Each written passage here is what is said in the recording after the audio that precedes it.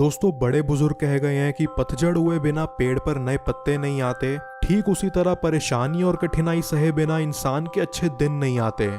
ये कहानी है गंगेश्वर जसवंतपुरी जी की, जिन्होंने मुंबई के सबसे बैकवर्ड स्लम एरिया से निकल के आज अपने और अपने परिवार के लिए कई घर, गाड़ियां और बिजनेसेस एस्टैब्लिश कर लिए हैं। गंगेश्वर जसवंतपुरी जी का जन्म 10 मई 1986 को मुंबई के मलाड इलाके के एक चौल में हुआ। वो एक लोअर मिडिल क्लास फैमिली से बिलोंग करते थे, पर फिर भी उनका परिवार हंसी खुशी जीवन व्यतीत कर रहा था। मगर ये खुशी ज्यादा समय तक नहीं रही। जब गंगेश्वर जी 5th क्लास में थे तब उनके फादर का देहांत हो गया, जिसके कारण घर की आर्थिक स्थिति का बोझ उन पर और उनकी माँ पर आ गया। इससे पहले कि वो इस सदमे से उभर पाते, उन्हें अपना घर खाली कर अपनी माँ और बहन के साथ CST स्टेशन पर 4 रातें बितानी पड़ी।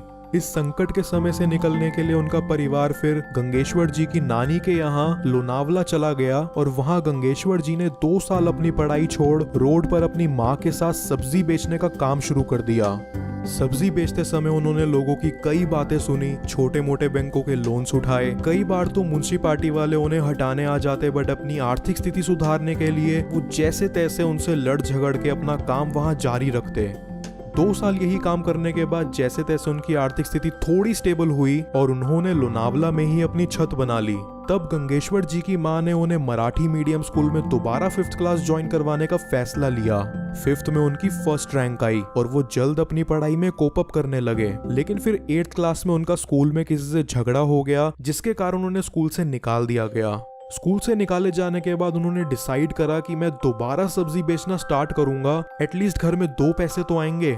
गंगेश्वर जी हर सुबह अपना ठेला उठाते और पूरे एरिया में राउंड मार के सबसे सब्जी के ऑर्डर्स कलेक्ट करके अपनी माँ के पास लाते और फिर अगले ही दिन वो ऑर्डर्स डिलीवर करते हुए सेम चीज दोबारा रिपीट करते। 16 साल की उम्र तक ये काम करने के बाद गंगेश्वर जी को एक परफ्यूम शॉप में जॉब करने की अपॉर्चुनिटी मिली। वहां भी उन्हें सेम तरीके से जगह जगह जाकर ऑर्डर्स लाने होते और माल की सप्लाई करनी होती थी। 3,500 महीने की सैलरी पर उन्होंने ये काम 3 साल तक करा। साथ ही साथ इस उम्मीद में कि शायद एक बेसिक एजुकेशन उनकी जिंदगी में कभी काम आ जाए, उन्होंने अपना 10th और 12th का सर्टिफिकेट भी कॉरेस्पॉन्डेंस से ले लिया और आगे चल के वो चीज काम भी आई। परफ्यूम की शॉप में काम करने के साथ उन्होंने कई और छोटे मोटे कामों में भी अपने हाथ पैर मारे, जैसे कि लोनावला पे चिक्की बेचना, अंडे उबाल के बेचना और भी बहुत कुछ। इन सब कामों के पीछे उनकी एक ही वजह थी कि बॉस आज 200-300 रुपए कमा के घर जाना है, वरना मेरा घर नहीं चलने वाला।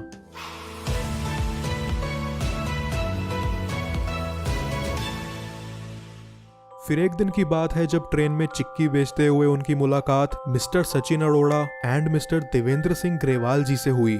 सचिन और देवेंद्र ने गंगेश्वर जसवंतपुरी जी को अपने पास बुलाया और एक 15 रुपए का पास थमा दिया और कहा कि दोस्त, आपकी सेलिंग स्किल्स अच्छी हैं, ये एक सेमिनार का पास है, आप हमारी बात मान के इसे एक बार अटेंड कर लो। दोस्तों, वो पास था एक मल्टी लेवल मार्केटिंग कंपनी का। हालांकि गंगेश्वर जी ने उस मल्टी लेवल मार्केटिंग कंपनी से कुछ कमाया नहीं, लेकिन मल्टी लेवल मार्केटिंग ने गंगेश्वर जी को बहुत कुछ सिखा दिया और उन्हें जिंदगी के कई बड़े पाठ पढ़ा दिए। यूं कहें कि ट्रेन में मिले वो 2 सरदार जी जो खुद MBAs थे, उन्होंने गंगेश्वर जी को भी मल्टी लेवल मार्केटिंग में जोड़कर MBA का पाठ पढ़ा दिया। गंगेश्वर जसवंतपुरी जी ने टाई और कोट पहनना शुरू कर दिया। उन्होंने उस समय 100 से ज्यादा स्लम एरिया के लोगों को इसमें जोड़ उनकी 7,500 रुपए की इन्वेस्टमेंट भी लगवा दी। फिर अचानक कुछ महीनों बाद एक दिन वो सारे लोग गंगेश्वर जी के घर के बाहर आकर खड़े हो गए कि बॉस, इससे हमें कुछ मुनाफा नहीं हो रहा है, आप हमारे 7,500 रुपए लौटा दो, नहीं तो हमें नहीं पता हम कुछ करवर डालेंगे। इसी बीच सचिन जी और देवेंद्र जी ने भी गंगेश्वर जी को सलाह दी कि बॉस, अब इस कंपनी में कुछ नहीं बचा है, हम लोग अपने घर पंजाब जा रहे हैं, लेकिन जाते जाते हमसे जो मदद हो पाएगी हम वो जरूर करेंगे। सचिन जी, देवेंद्र जी और गंगेश्वर जी ने मिलकर एक स्ट्रैटेजी अपनाई। वो 100 से ज्यादा लोगों को इंडिविजुअली 7,500 लौटा नहीं सकते थे, लेकिन वो उन्हें 7,500 जितनी वैल्यू जरूर प्रोवाइड करवा सकते थे। उन्होंने एक कमरे में कुछ कंप्यूटर्स लगवाए और एरिया के सभी लोग और उनके बच्चों को कंप्यूटर पे काम करना सिखा दिया और साथ ही साथ उनकी पर्सनैलिटी डेवलपमेंट भी चालू कर दी। ये सब काम करके इन्होंने लोगों को बहुत मोटिवेट करा। फिर जाके फाइनली उनका ये मल्टी लेवल मार्केटिंग का किस्सा खत्म हुआ। इस किस्से के बाद से उनकी बिजनेस सेंस काफी इंप्रूव हो चुकी थी, जिसके चलते वो दोबारा उस परफ्यूम शॉप पर काम करने गए, लेकिन इस मकसद से कि वहां काम करके उनका बिजनेस सीखा जाए। 1 साल में उन्होंने उस परफ्यूम शॉप का पूरा बिजनेस समझ डाला, जैसे कि कौन सा माल कहां से आता है, कितने रेट पर बिकता है, उस माल के वेंडर को कितने टाइम में पेमेंट पहुंचानी होती है और सब कुछ। वो पर डे उस परफ्यूम शॉप को मार्केट से 10 से 15 हजार की सेल लाके दिया करते थे। फिर बिना वक्त बर्बाद करे गंगेश्वर जसवंतपुरी जी ने बैंक से 50,000 का लोन लिया और दिल्ली से सेंट लुइस नाम के परफ्यूम का स्टॉक लोनावला मंगवा लिया। उन्होंने सारा स्टॉक अपने घर में रखा और जिन जिन दुकानों में उनके चक्कर लगते थे परफ्यूम बेचने के लिए, उन्होंने वहां वहां अपना माल भी बेचना शुरू कर दिया। ये काम उन्होंने 1 साल तक करा और वो अपने काम से महीने का लगभग 15,000 रुपए निकालने में सफल रहे। सब कुछ सही चल रहा था, लेकिन इसी बीच उस परफ्यूम शॉप ने सेंट लुइस के दिल्ली वाले वेंडर को कह दिया कि अगर आप गंगेश्वर को माल दोगे तो मैं आपसे माल लेना बंद कर दूंगा, जिसकी वजह से वो दिल्ली वाला वेंडर धंधे में आनाकानी करने लगा और गंगेश्वर जी को स्टॉक का और कैश क्रंच का सामना करना पड़ा। कुछ ही समय में उन्हें अपना ये काम रोकना पड़ा और उन्होंने मार्केट से अपनी लास्ट पेमेंट 19,000 रुपए उठाई। गंगेश्वर जी ने 10 जगह इंटरव्यू दिया, लेकिन उनका कुछ नहीं बना। फिर फाइनली 11वें इंटरव्यू में उनका सिलेक्शन एक एजेंसी में हो गया जो टाटा AIG इंश्योरेंस बेचने का काम कॉन्ट्रैक्चुअल बेसिस पर करती थी। उनकी सैलरी थी 10,000 रुपए प्लस इंसेंटिव। जॉब ज्वाइन करने के बाद जब उन्हें पता चला कि एजेंसी उन्हें 30% इंसेंटिव ऑफर कर रही है तो वो चौंक गए। उन्हें लगा कि मेरे साथ कोई मजाक कर रहा है, क्योंकि एक इंश्योरेंस होती थी लगभग से लगभग 50-60 हजार रुपयों की और 30% इंसेंटिव तो बहुत बड़ा अमाउंट था। फर्स्ट मंथ में गंगेश्वर जसवंतपुरी जी ने 9 पॉलिसी सेल करी और नेक्स्ट मंथ में उनका पे चेक आया 89,000 रुपीज का। गंगेश्वर जी ने जब ये न्यूज अपनी फैमिली से शेयर करी तो किसी ने उन पर बिलीव नहीं करा, क्योंकि उन्होंने कभी सपने में भी नहीं सोचा था कि 1 महीने में उनकी जिंदगी ऐसे पलटेगी। उनकी फैमिली उल्टा गंगेश्वर जी को कहने लगी कि तू पक्का कहीं से चोरी वोरी करके लाया है, ये तो मुमकिन ही नहीं हो सकता। अपनी फैमिली को प्रूव करने के लिए कि उनकी मेहनत की कमाई है, उन्होंने सबको अपनी बैंक स्टेटमेंट दिखाई और साथ ही साथ अपने ऑफिस के मैनेजर को घर बुलाकर सबसे मिलवाया।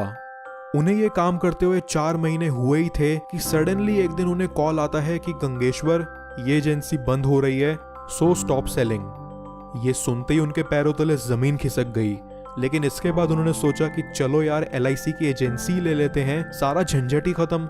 लेकिन LIC वालों ने ये कह के मना कर दिया कि बॉस, हमें एजेंसी देने के लिए एटलीस्ट आपकी ग्रेजुएशन तक की मार्कशीट चाहिए।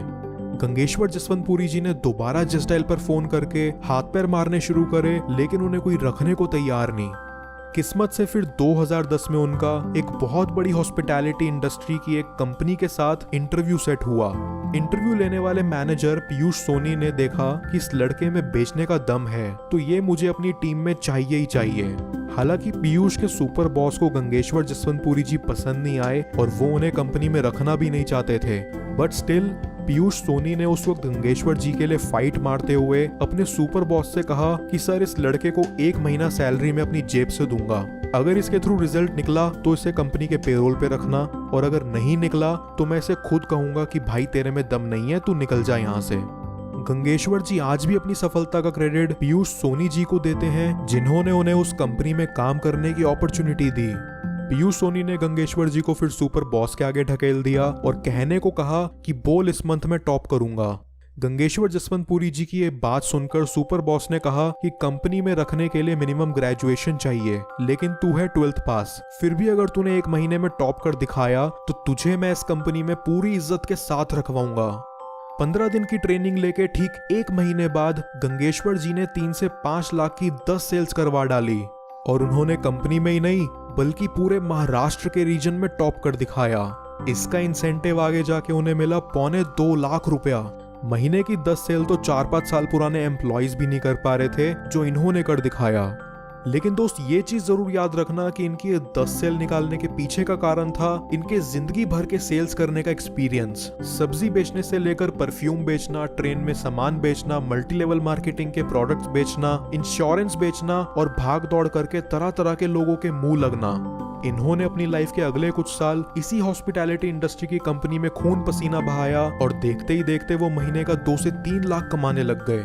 एक समय पर 2000 रुपए किराए पर चौल में रहने वाला व्यक्ति आज मुंबई में अपने खुद के 1 करोड़ 10 लाख रुपए के फ्लैट में रह रहा है। फिर 6 साल कंपनी में काम करने के बाद खुद की गई मेहनत के दम पर गंगेश्वर जसवंतपुरी जी को कंपनी में मैनेजर बना दिया गया और वो अपने नीचे 10 लोगों की टीम भी मैनेज करने लगे। ये सब चल ही रहा था जब गंगेश्वर जसवंतपुरी जी ने इसी फील्ड में एंटरप्रेन्योर बनने का अपनी लाइफ का सबसे हाई रिस्किंग और हाई रिवॉर्डिंग डिसीजन लिया। वो ये मन बना चुके थे कि अब से अपने पोटेंशियल को खुद के काम में इन्वेस्ट करेंगे, जिसके चलते उन्होंने किसी तरह 2014 में हॉस्पिटैलिटी इंडस्ट्री में ही एक खुद की डायरेक्ट सेल्स एजेंसी ले ली और अपनी जॉब छोड़ के खुद की एजेंसी पर काम करने लग गए। पीयूष सोनी जी ने शुरुआत से अंत तक गंगेश्वर जसवंतपुरी जी का कंपनी में और कंपनी के बाहर भी उनकी एजेंसी के कामों में उन्हें हमेशा सपोर्ट करा। पहले 1 साल गंगेश्वर जसवंतपुरी जी ने अपनी एजेंसी में अकेले काम किया और वो सफलतापूर्वक 4 से 5 लाख रुपए महीना कमाने लगे। फिर दूसरे साल उनकी पुरानी ऑर्गेनाइजेशन से इब्राहिम ने उन्हें एज अ मैनेजर ज्वाइन करा, जिनके आने से इनकी एजेंसी का काम सेकेंड ईयर से डबल हो गया। गंगेश्वर जी एंड इब्राहिम ने मिलकर लोग हायर करने शुरू कर दिए। शुरुआत में उन्होंने 2 सेल्स के बंदे और 2 टेलीकॉलर्स हायर करे और देखते ही देखते आज उनके अंडर 10 से 12 लोगों का स्टाफ है। यहाँ तक कि वो मुंबई में क्रंची पाव भाजी के नाम से अपना खुद का रेस्टोरेंट भी चला रहे हैं। दोस्तों, गंगेश्वर जसवंतपुरी जी की कहानी से हमें ये सीखना चाहिए कि समझदार इंसान वो नहीं होता जो ईंट का जवाब पत्थर से देता है। समझदार इंसान वो होता है जो फेंकी हुई ईंट से आशिया बना लेता है। संपूर्ण ईवी सैल्यूट करता है हर उन सामाजिक उद्यमियों को जिनका उद्देश्य सिर्फ अपने लिए व्यापार करना नहीं, बल्कि अपने व्यापार की मदद से पूरे समाज में सामाजिक बदलाव लाना है। जय हिंद।